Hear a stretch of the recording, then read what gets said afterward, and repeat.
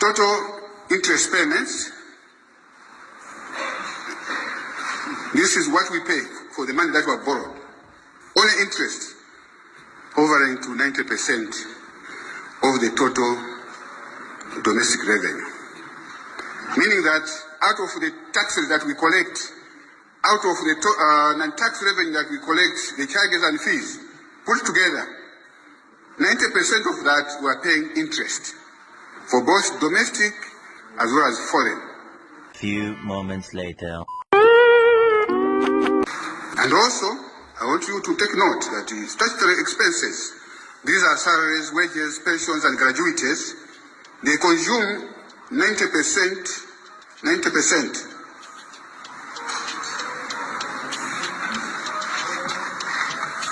of the total domestic revenues.